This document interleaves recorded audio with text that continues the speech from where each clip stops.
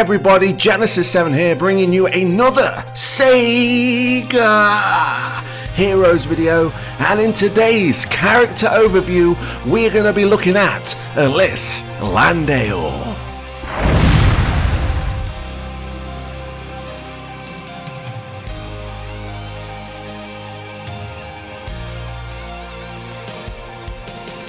Now, of course, Alyss is part of the Phantasy Star franchise, but before we go into her in-game statistics and shard locations, let's have a brief history of Alyss Landale.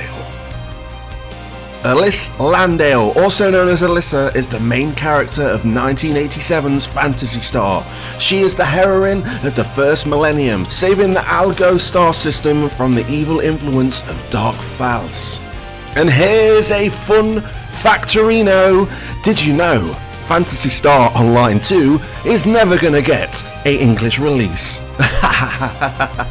I'm kidding, here's the real fun factorino.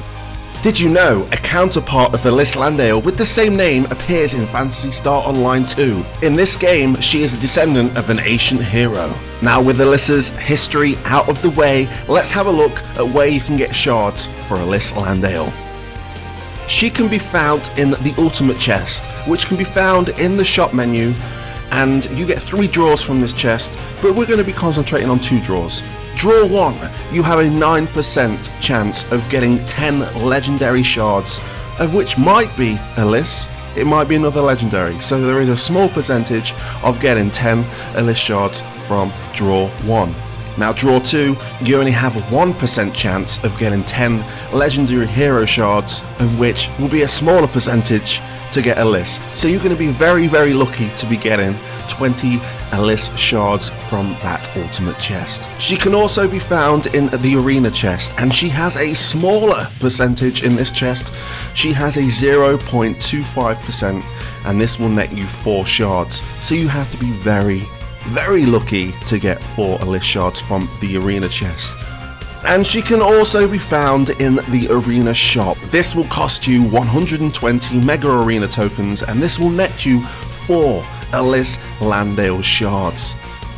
Now let's have a look at her in-game statistics. Her hero color is yellow. Her rarity is legendary. Her type is tank, and her match damage is physical. Alyssa's max skill is Shield Bash. Alyss bashes the target with her shield. This has a mana cost of 9. This will deal physical damage, of which will increase as you level up Alyss, and this generates shield, of which the total value will increase again when you level up Alyss. Now, looking at Shield Bash, this is a very basic attack, but the meat of this attack is generating shield, because we all know generating shield can protect us from certain status elements attached to players' attacks, and also soften the blow of big hits. Now, Alyssa's star skill is Fire. Alyss conjures a fireball and throws it at her opponent. Now, to trigger this, you have to match a yellow star tile. This deals elemental damage plus more elemental damage per red tile on the board, and this total damage increases as you level up Alyss. And then it also converts up to 5 red tiles to yellow tiles. Now, I am a big fan of this star skill. If you can build up the red tiles on the board, you're going to be dishing out more elemental damage. This can be a real threatening one-hit attack to the enemy. Now, of course, you'll be having to sacrifice some red tiles, so you want to use it strategically. I usually use Alyss with Beat. Beat is my healer, but once everyone's healed up, I have no problem using Fire because of the hard hitting damage that it does. So in my view, Fire is definitely a star skill to be using, but just keep an eye out on the red tiles that you have on the board. And Alyssa's passive is Warrior Spirit. Alyssa's determined and headstrong personality makes her a fierce warrior.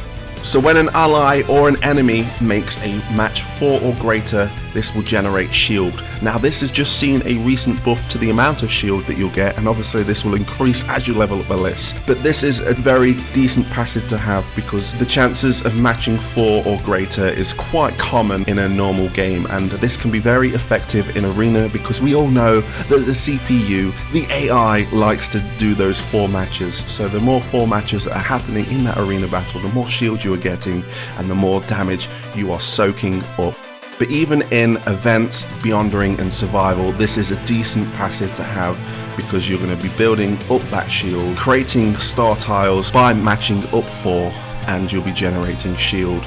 And for those that are interested, her max power is 70,030 and her max health is 267,865.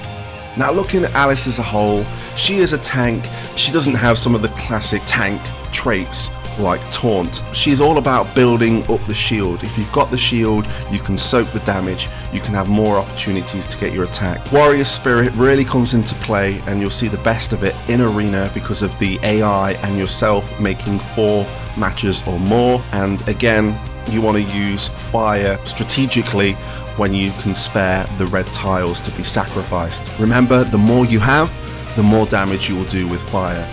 I am personally a big fan of Alice. I main Alice. A lot of people like the old Alice when she had counter. I'm completely fine with this Alice that we have right now. She can only get bigger, badder and better.